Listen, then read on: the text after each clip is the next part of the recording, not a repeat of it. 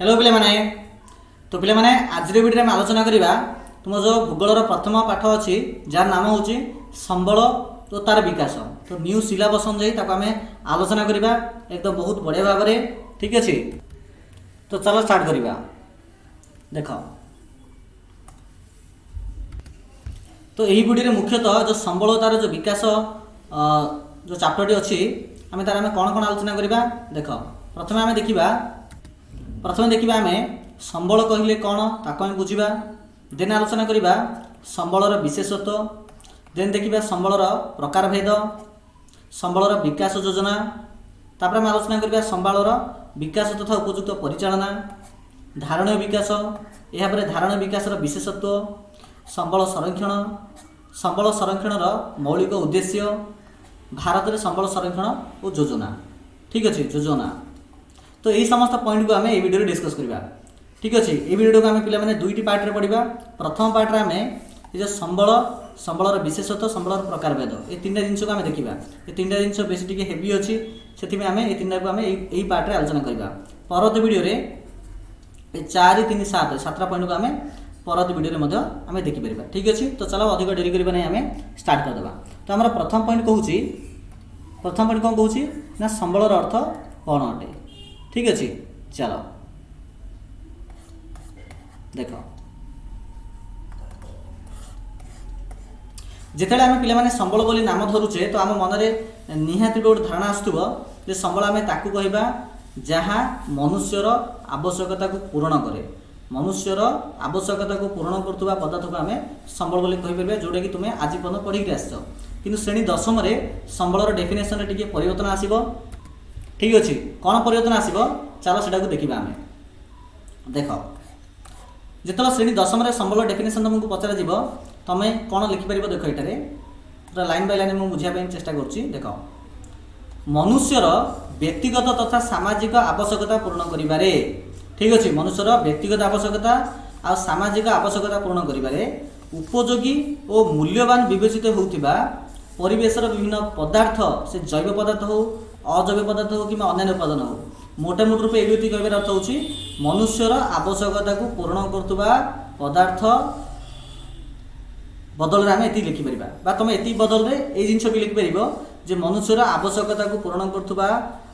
पदार्थ तथा से शक्ति होना कहीं ये 3टा जिन मन रख। प्राद्योगिक दृष्टिकोण सुगम्य, अर्थनैतिक दृष्टिकोण संभव आ सांस्कृतिक दृष्टिकोण ग्रहण योग्य ताकू संबल कहुए। तो चले 3टा पॉइंट को बुझाई चेष्टा करवा। प्राद्योगिक दृष्टिकोण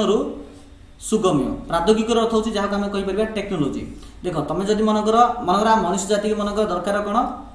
लुहा पत्थर मनकर दरकार। अच्छा ता बोली कौन लुहा पत्थर चाली चाली मनुष्य पाक आसुची कि नहीं। तो मनुष्य कौन करुच्ची ना निज पाखे जो इन्स्ट्रुमेंट अच्छी जो जंत्रपाति अच्छी से जंत्रपाति को व्यवहार करी मनुष्य कौन करुच्ची ना जगह चूज करुच्ची को जगार लुहा पत्थर अच्छी तापर से जगह को जाई से लुहा पत्थर को से बाहर करुच्ची नहीं कि। तो से बाहर करने दरकार कौन ना जंत्रपाति दरकार। से जंत्रपाति मुख्यतः क्या द्वारा तैयारी होती ना ज्ञान प्रजुक्ति विद्या द्वारा तैयारी होती। आ से ज्ञान प्रजुक्ति विद्या हूँ प्राद्योगिक दृष्टिकोण गोटे पार्ट अटे। ठीक अच्छे तो प्राद्योगिक अर्थ हूँ आम कहीपर ज्ञान प्रजुक्ति विद्या बोली कहीपर। तो गोटे संबल जहाँकि मनुष्यर व्यवहार मनुष्यर आवश्यकता को पूर्ण करुवा सहित जहाँकि प्राद्योगिक दृष्टिकोण सुगम्य हो मीन्स टेक्नोलोजिकाली आम ग्रहण कर। देख समुद्र गभीर बहुत गुटे धन संपत्ति अच्छी बहुत गुटे संपद अच्छी किंतु मनुष्य से संपद को व्यवहार करें कहीं बर्तमान सुधा आम पाखे से टेक्नोलोजी ना जो टेक्नोलोजी को आम व्यवहार करवा से प्राद्योगिक को व्यवहार करी से संबल को आम व्यवहार कर से समुद्र तले से संपद को आम संबल बोली कहवा ना कहीं प्राद्योगिक दृष्टिकोण उपयुक्त नुहे। ठीक अच्छे तो प्राद्योगिक दृष्टिकोण सुगम होता पड़ो ता सहित अर्थनैतिक दृष्टिकोण संभव होता पड़ो। अर्थनैतिक दृष्टिकोण अर्थ कौन देख मनकर गोटे बिजनेसमैन आसला गोटे संबल को सी मनकर खोलिकी बाहर कर से किसी टंका इन्वेस्ट कर मनकर से 10 टंका इन्वेस्ट कला सपोज इन्वेस्ट कलापर जो संबल से बाहर ताकू बिकवा जो मिलला 6 टंका अर्थात 10 टंका इन्वेस्ट कला 6 टंका से पाइला अर्थात से बिजनेसमैन 4 टंका नुकसान सहिला क्षति है। तो यहीटा अर्थनैतिक दृष्टिकोण संभव ना कौन बिजनेसमैन केवल यहाँ चाहिए ना जे 10 टंका इन्वेस्ट करेंगे और 6 टंका पाइबे आ हाथ लॉस करेंगे कहीं चाहिए ना। तेणु ए प्रकार जब सिचुएसन होथिबो बेले तो ताकू मते संबल कह ना ठीक अच्छे तेणु आर्थिक दृष्टिकोण संभव होगा पड़ो मीनस प्रॉफिट होता पड़ो तापर आसला सांस्कृतिक दृष्टिकोण ग्रहण योग्य सांस्कृतिक दृष्टिकोण अर्थ हूँ समाजर लोक मैंने से संबल को ग्रहण करने दरकार समाजर लोक मैंने समस्ते ग्रहण करने दरकार तो सामाजिक दृष्टिकोण ग्रहण योग्य आर्थिक दृष्टिकोण संभव प्राद्योगिक दृष्टिकोण सुगम्य या सहित जहाँकि मनुष्यर व्यवहार में मनुष्यर आवश्यकता पूर्ण कर तो जो पदार्थ पाखे 4टा गुण थी ताको आमे कहिबा संबल बोली कहिबा ठीक अच्छे ओके चलो बर्तमान देखिए आम सेकेंड पॉइंट कौन ना संबलर विशेषत्व देख संबलर विशेषत्व कौन संबलर मुख्यतः रही 4टी विशेषत्व कौन कौन प्रथम है उपयोगिता ठीक अच्छे कार्यदक्षता सुलभता आउ परिवर्तनशीलता ये 4टा पॉइंट रही तो प्रथम देखा उपयोगितार अर्थ कौन मन रख ये 4टा जदि नथिबो विशेषत्व ताकू मध्य आम संबल बोली विवेचना करिपरिबा नाही तो निहात रूपे प्रत्येक संबल में 4टा विशेषत्व निहात रहिबो जेमि प्रथम पॉइंट आसला उपयोगिता उपयोगिता अर्थ कौन ना संबल मनुष्यर व्यवहार उपयोगी होगा निहाती आवश्यक जदि गोटे पदार्थ मनुष्यर व्यवहार रे लागि पारु नाही ताकू केबे मध्य आम संबल कहिबा नाही तेणु सुनिश्चित रूपे ताहा तो उपयोगी होगा आवश्यक मनुष्यर नेक्स्ट आसला सुलभता सुलभतार अर्थ होची ताहा बा सेही संबल सुलभरे थिबा आवश्यक सुलभर अर्थ होची सफिशिएंट थिबा आवश्यक जहाको मनुष्य आराम से व्यवहार करि परिबो कार्यदक्षता संबल विभिन्न प्रक्रिया माध्यम मनुष्यर आवश्यकता पूर्ण करिबारे सहायक हेबा आवश्यक ठीक अच्छे मनुष्यर विभिन्न काम से संबलटा काम लगे दरकार तो संबल विभिन्न प्रक्रिया माध्यम मनुष्यर आवश्यकता पूर्ण करिबारे सहायक हेबा आवश्यक तापर आसला परिवर्तनशीलता ठीक अच्छे व्यवहार अनुसार वैज्ञानिक उपाय मनुष्य ताको परिवर्तन कर लुहा पत्थर लुहार जो बहुत गुड़े जो जिनस या कंटा हो कि लुहार आलमारी हो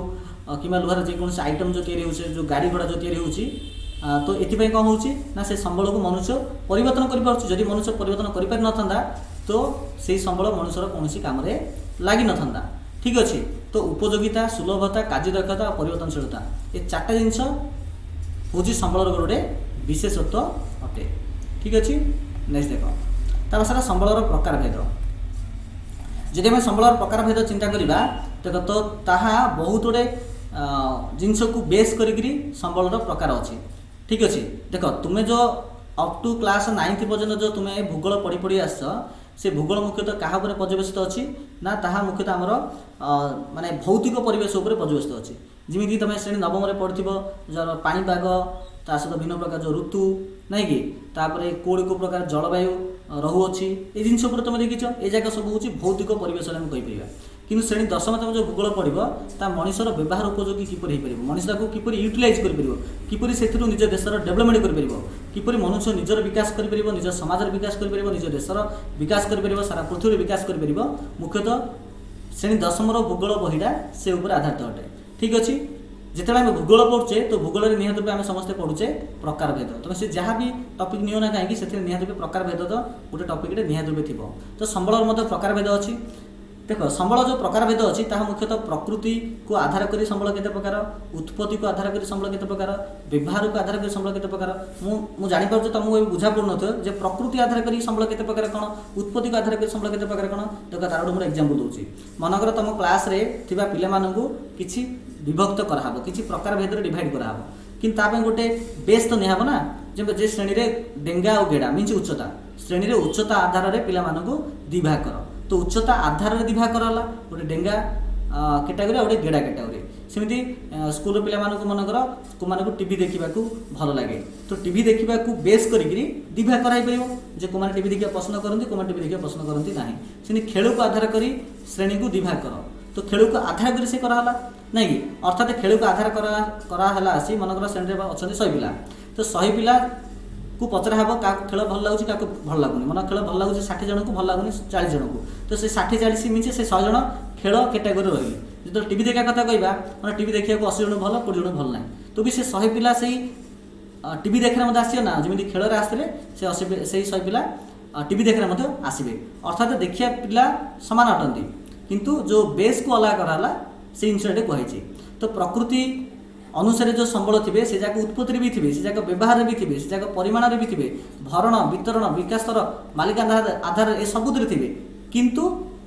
से जाक इमित अलग कराई ठीक अच्छे तो प्रथम देखिए आम प्रकृति अनुसार संबल केते प्रकार देखो प्रकृति अनुसार संबल 3 प्रकार कौन कौन गोटे प्राकृतिक संबल सांस्कृतिक संबल आ मानव संबल बहुत सिंपल अटे। प्राकृतिक संबल आम क्या कहवा ना जो संबल मनुष्य द्वारा तैयारी न हो प्रकृति द्वारा तैयारी होती ठीक अच्छे आउ मनुष्य व्यवहार करे। तो प्रकृति में जो पदार्थ बा शक्ति द्वारा मनुष्य प्रत्यक्ष कि परोक्ष भाव उपकृत होता है अर्थात प्रकृति संबल को मनुष्य व्यवहार करे ताकू तैयारी करने पछरे मनुष्य कौन हाथ न थाए ता हूँ प्राकृतिक संबल। उदाहरण कौन हो भूमि मूर्तिका अरण्य वन्यप्राणी जल वायु खनिज पदार्थ शक्ति ये सब जगह हूँ गोटे प्राकृतिक संबल। देन आसला सांस्कृतिक संबल। सांस्कृतिक संबल अर्थ हूँ मनुष्य निजर दक्षता प्रजुक्ति विद्या ज्ञान माध्यम प्रकृति में मिलता संबल को मनुष्यर व्यवहार उपयोगी संबल में परिवर्तन करे आउ व्यवहार करे से प्रकार संबल को आम कहवा सांस्कृतिक संबल। आउ थे कहीदे मनुष्य निजर दक्षता बुद्धि कारीगरी ज्ञान कौशल माध्यम प्राकृतिक संबल को रूपांतरित कर परिवर्तन कर व्यवहार उपयोगी संबल में परिणत करे ताको सांस्कृतिक संबल आम कहीपर। जमीक कल कारखाना सामाजिक अर्थनैतिक राजनैतिक अनुष्ठान शिल्पानुष्ठान ठीक अच्छे जानवाहन वाणिज्य ये जगह हूँ गोटे सांस्कृतिक संबलर गोटे भाग हो पार। यह आसला मानव संबल। देख मनुष्य और तार परिवेश और सांस्कृतिक संगठन मिलन प्रक्रिया संबलर सृष्टि होता स्वतंत्र भाव एक संबल कहुए मीन से मनुष्य निजे भी गोटे संबल अटे जेहतु मनुष्य से प्राकृतिक संबल व्यवहार कर मनुष्य को तो संबल को निजे व्यवहार कर बिना मनुष्य कौन संबल केवल संबल हो पार ना कारण मनुष्य थी जो ही गोटे पदार्थ को संबल रूपे विवेचना कराए। तो निहत मनुष्य मत निजे एक गुरुत्वपूर्ण संबल अटे ठीक अच्छे। तो मनुष्य तार परिवेश सांस्कृतिक संगठन मिलन प्रक्रिया संबल सृष्टि होता स्वतंत्र भाव गोटे संबल कहुए। जमी संरचना संस्थान गुणवत्ता ये 3 जिन मन रख ठीक अच्छे। आ देशर सामाजिक अर्थनैतिक प्रगति मुख्यतः मानव संबल द्वारा संभव। सतता कर देशर जब आमको विकास करार अच्छे डेभलप करार अच्छे माने से देश जब धनशील जब गोटे देश में कन्भर्ट करार अच्छी तो मनुष्य बिना केवल यह संभव हो पार ना। यापर आसला उत्पत्ति अनुसार। तो देखो उत्पत्ति अनुसार संबल 2 प्रकार गोटे हूँ जैव संबल आ गोटे हूँ अजैव संबल ठीक है। जैव अर्थ हूँ जो संबलर जीवन थी नहीं परिवेश थी समस्त प्राणी और उद्भिद जो मैंने जीवन थाए से गुड़ी को जैव मंडल बा जैव संबल कहुए। तो उदाहरण कौन आसो मनुष्य प्राणी उद्भिद अणुजीव पशुपक्षी माछ इत्यादि। अजैव संबल कौन ना जो गुड़िक जैव संबल नुहे अर्थात जो मानकर जीवन ना आम अजैव संबल बा निर्जीव वस्तु कहीपर जमीक भूमि शिला बेले पत्थर जल मृत्तिका खनिज पदार्थ इत्यादि सब जगह अजैव संबल गोटे गोटे अंतर्भुक्त ठीक अच्छे। तब आसला व्यवहार और सुलभता अनुसार संबलर प्रकारभेद। व्यवहार और सुलभता देख व्यवहार सुलभता अनुसार संबल 2 प्रकार गोटे हूँ असरंती अक्षय संबल आ हूँ सरंती सीमित संबल। असरंती तो कौन ना जो संबल को जिते व्यवहार कले सरे ना निशेष हुए ना सरे ना ताक आम असरंती संबल कहीपर। जमीक सूर्य शक्ति वायु जल माटी अरण्य जीव जगत। तो मुझे लगुच सर अरण्य तो सरी जाऊँगी कि ना जी आम चाहिए बेले अरण्य को पुनर्बार या आम लाइफ पीरियड बा मनुष्यर जीवन जी वर्ष अच्छी से टाइम पीरियड मध्य मनुष्य चाहिए बोले आउ थे पुनर्बार अरण्य या आसवा आम असरंती संबल मध्य। सरंती कौन ना जो संबल थे सरीगला मनुष्य पुनः ग्रहण करें ना केवल पूर्ण हो पार ना आ पूरा सरीज आम कहवा सरंती सीमित संबल ठीक अच्छे। उदाहरण कौन हो कोयला पेट्रोलियम खनिज पदार्थ इत्यादि ठीक अच्छे ठीक अच्छे। तापर देखिए आम परिमाण अनुसार संबल केते प्रकार देखो जो परिमाण अनुसार संबल से प्रकार 2 प्रकार गोटे हूँ कौन अपूरणीय संबल और हूँ पूरणीय संबल सेम डेफिनेशन आ पूर्व आम जो पढ़ी असरंती संबल और सरंती संबल डिटो से प्रकार आगा कि नुआ जिन ना नाटा चेंज किंतु थीम गोटे गोटे। अपूरणीय संबल कौन ना नामर आम बुझीपारा जे जो संबल मनुष्यर व्यवहार द्वारा संपूर्ण शेष हो जाए आ पुनः सृष्टि हो पार ना ताको आम अपूरणीय संबल कहवा। जमी से खनिज पदार्थ हो खनिज तैल हो कोयला हो ये जाक तो यहाँ मतलब तुम जो सरंती संबल उदाहरण मत थी कोयला पेट्रोलियम और खनिज पदार्थ। पूरणीय संबल कौन ना मनुष्य द्वारा जो संबल सरीगले पूरण हो जाए ठीक अच्छे। मनुष्यर व्यवहार द्वारा जो संबलर परिमाण में कौन ह्रास परिलिप्त हुए ना ऑटोमेटिक भी पूरण हो जाए आम पूरणीय संबल कहीपर। आ पूरणीय संबलर आउ गोटे ना हूँ अविराम संबल सौरशक्ति भूतापज शक्ति जुआर शक्ति पवन शक्ति ये जगह हूँ गोटे पूरणीय संबलर उदाहरण। यापर आसला भरण अनुसार संबल भरण अनुसार मतलब संबल 2 प्रकार गोटे हूँ नवीकरण योग्य संबल ठीक अच्छे आ गोटे हूँ नवीकरण अयोग्य संबल। नवीकरण योग्य संबल क्या कहवा ना जो संबल मनुष्य द्वारा बारंबार व्यवहार सत्वे संपूर्ण क्षय हुए ना आ विभिन्न उपाय द्वारा से गुड़ आम पुनर्भरण करें नवीकरण योग्य संबल कहवा। जंगलजात पदार्थ जंगलजात पदार्थ सरीगले आम चाहिए बेले जंगल आदि या प्राणीजात पदार्थ भी हो पार एका आ कृषिजात पदार्थ एगुड़िक नवीकरण योग्य संबल आसब। अयोग्य कौन ना जो संबल मनुष्यर अनवरत व्यवहार द्वारा सरी जाए कौन कारण द्वारा ताहा पुनर्भरण हो पारे ना आम कहवा नवीकरण अयोग्य संबल। ठीक अच्छे से कोयला हो पेट्रोलियम हो प्राकृतिक गैस हो इत्यादि। यापर आसला आउ थे पुनरुद्धार योग्य संबल पुनरुद्धार अयोग्य संबल जमीक भूमि मूर्तिका लुहा आलुमिनियम तंबा इत्यादि आपको आम पुनः चक्रण कर पुनः चक्रण अर्थ थे व्यवहार कलापर आउ थे आम पुनः व्यवहार कर तेणु एगुड़िक पुनरुद्धार योग्य संबल।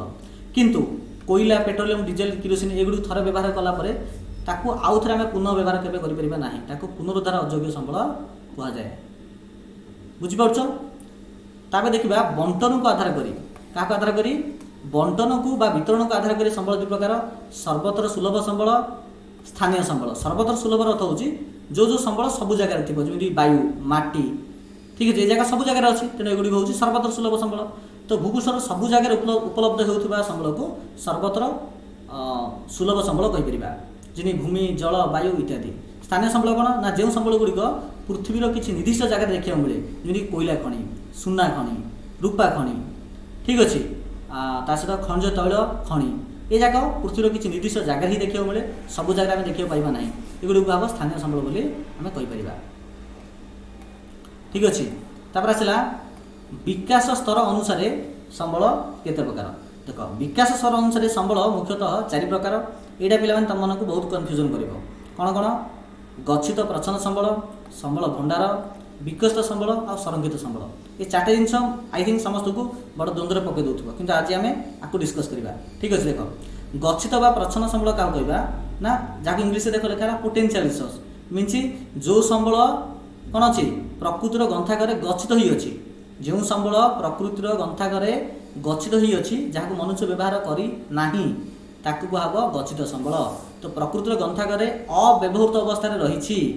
ठीक अच्छे एठी तुम कौन ज्ञान प्रजुक्ति विद्या कथा लिखब ना जे मनुष्य पाखे क्षमता ना से संबल को व्यवहार करने वार्डटा ये लिखब ना।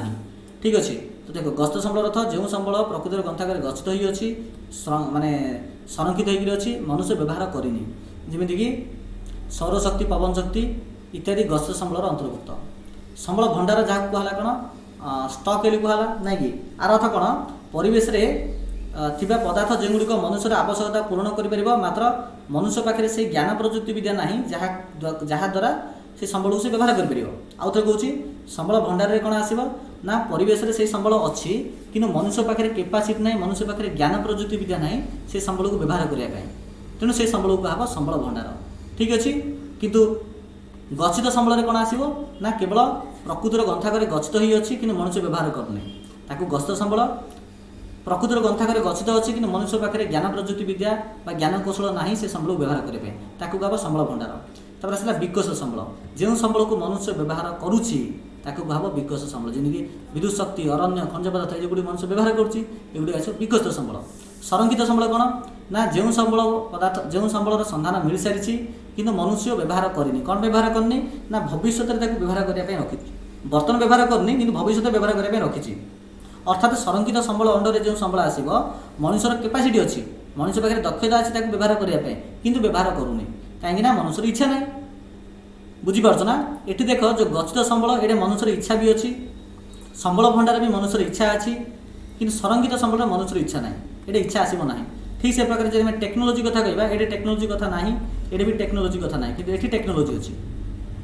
माने टेक्नोलोजी असर अर्थ हो टेक्नोलोजी शब्दटा को व्यवहार करा बुझीपार ना कि ये टेक्नोलोजी थिबा नथा कथा टोटाली मेंशन करा जीवनी। संरक्षित संबल टेक्नोलोजी नाही बोली कहब सरी भूल कही टेक्नोलोजी ना टेक्नोलोजी कथा मतलब उठा हेनी कि ये उठा हे मैंने संबल भंडार कहब जे ये मनुष्य पाखे ज्ञान प्रजुक्ति विद्या ना बोली टोटाली ये कहुए कि ये टोटाली कह आवश्यकता ना। आई थिंक समस्त बुझीपार ताको आम कहवा संरक्षित संबल कहवा आ जो संबल को ऑलरेडी मनुष्य व्यवहार करुच्ची कह विकसित संबल। तार देखिए मालिकाना आधार संबल केते प्रकार मालिकाना आधार संबल हूँ मुख्यतः 4 प्रकार कौन कौन गोटे हूँ व्यक्तिगत संबल आउ हूँ गोष्ठीगत संबल जातीय संबल आउ अंतर्जातीय संबल। देख व्यक्तिगत संबल अर्थ कौन ना जो संबल कौन व्यक्ति विशेष अटे कौन प्राइवेट प्रॉपर्टी अटे ठीक अच्छे तो निजस्व अधिकार संबल को आम व्यक्तिगत संबल कहवा जमी चाष जमी हो घर हो कृषिभूमि हो कौन पोखरी हो कि कौन कूह हो जहाँकि कौन व्यक्ति विशेष अटे। गोष्ठीगत अर्थ कौन ना कौन गोटे गोष्ठी ये गोष्ठी अर्थ हूँ गोटे गाँव लोक नहीं गोटे गोष्ठी हो पार आदिवासी लोक मैंने जो एरिया रोचे भी गोटे गोष्ठी हो पार सहर रोते लोक गोटे गोष्ठी हो पार ठीक अच्छे तो गोष्ठीर समस्त व्यक्तिर समूह मालिकाना थिबा स्थावर और अस्थावर संपत्ति हूँ गोष्ठीगत संबल जमीन कि गोचर भूमि जो गाँव सबुजा लोक निजर गाई गोरु को लेकिन चरई पाते गोचर भूमि कह श्मशान जो मशाणी पदा अच्छी जो गाँव जेको लोक मल से नहीं पड़ जापर गाँव किसी कोठ पोखरी कि कूह था किसी प्रमोद उद्यान था चित्त विनोदन केन्द्र था खेल पड़ी था जोटि कि गाँव जेको लोक जाए व्यवहार करेंगे कहीं किए क्या मना करेंगे ना। जातीय संबल अर्थ कौन ना गोटे देशर भौगोलिक सीमारेखा मध्य जब भारत कथा चिंता करवा ठीक अच्छे जो भारत कथा चिंता करवा ठीक है तो भारतर बाउंड्री मध्य भौगोलिक सीमारेखा मध्य जो अंचल गुड़िक आसला से सब जगह जातीय संबल माने अधीन में आस कहब आउ गए मन रखी भारतर पूर्वर अच्छी बंगोपसागर एपटे अच्छी अरब सागर एपटे अच्छी भारत महासागर नाई कि तो समुद्र उपकूल यहाँ हूँ मन समुद्र उपकूल पाखापाखि 12 नटिकाल मन रखी केते नटिकाल 12 नटिकाल माइल जहाँ 22.2 किलोमीटर कहला तो समुद्र उपकूल पाखापाखि 22.2 मन एति आसला ठीक से एपटे मत आसो एपटे 22.2 तो से हिसाब से ये जो 22.2 जो किलोमीटर आसला ठीक अच्छे ये जो 22.2 किलोमीटर आसला बुझीपार ना ये अंचल जोटा कि समुद्र में परिपूर्ण हो तथापि एठारे भारतर अधिकार अच्छी तो भारत ना से जेको देश लागू हो पार तो जेको देशर समुद्र उपकूल समुद्र भितर को पाखापाखि 12 नटिकाल 22.2 किलोमीटर दूरता पर्यंत जलभाग मध्य जातीय संबल अंतर्गत आसो तो केवल खाली भूमि ना भूमि सहित ये समुद्र भागर 12 नटिकाल 22.2 किलोमीटर मध्य देशर संपत्ति अंडर आसो ठीक अच्छे। तापर आसला आंतर्जातीय संबल आंतर्जातीय संबल अर्थ कौन ना पृथ्वीर जो जो संबल कौन देश अंतर्गत हुए ना जो संबल आंतर्जातीय अनुष्ठान द्वारा परिचालित होता है ठीक अच्छे कौन संबल जदि देश कौन संबल जदि कौन देशर अधीन आसो ना जहाँकि आंतर्जातीय अनुष्ठान अंडर आसो ताकू कहुव आंतर्जातीय संबल बोली कहुव। समुद्र उपकूल अन्यत्य आर्थनैतिक अंचल ठारू जहाँ EEZ जोन बोली कहुए ठीक अच्छे जहाँ आम कहीपर एक्सक्लूसिव इकोनॉमिक जोन जहाँ ओडिया कहुच्छी अनन्य आर्थनैतिक अंचल ठारू ठीक अच्छे 200 नटिकाल माइल परवर्ती अंचल सामुद्रिक संबल यार अंतर्गत अर्थ है देख मनकर मुझे भारत कथा जब मुझे चिंता करी है भारतटा